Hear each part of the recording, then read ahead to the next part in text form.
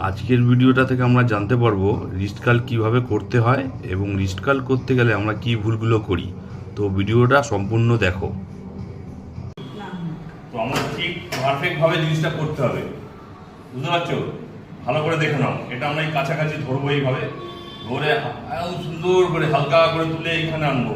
আমাদের কবজিটা একদম এই সিটের সাথেই থাকবে, একদম এখানটা থাকবে, আগে নয় পেছনে নয়, সিটের সাথে একদম কাছাকাছি থাকবে, লেগে থাকবে একদম।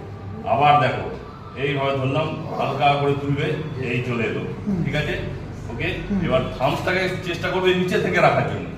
আমরা সাধারণত এরকম ধরি, এটা নয়, থামসটা থাকবে নিচে থেকে, একদম হাত সোজা স্ট্রেট সুন্দর করে এই ছাড়বে, এই অবধি ছাড়বে, আবার এই তুলবে, তুলে এইখানটায় হোল্ডের পজিশনটা বোঝো, এই উপরে হোল্ড, আবার আস্তে আস্তে ছাড়বে। তোলার সময় একটু ফাস্ট, একটু জোরে তুলবে, আর একদম আস্তে আস্তে ছাড়বে। আর সিটের সাথে বেঞ্চের সাথে এটা পুরো একদম চেপে থাকবে।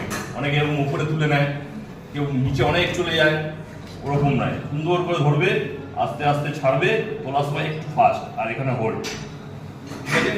পুরো লোডটা আমাদের এখানে পড়বে, ঠিক আছে? পুরো লোডটা আমাদের এখানে পড়বে।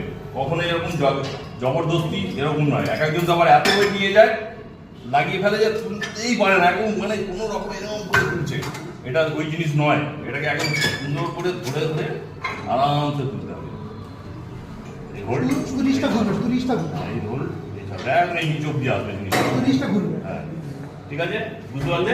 পুরো এই ধরলে এখানে হোল্ড টু হোল্ড, আস্তে আস্তে ছাড়বে, তোলার সময় একটু ফাস্ট, ছাড়ার সময় আস্তে, ঠিক আছে? বোঝা গেছে?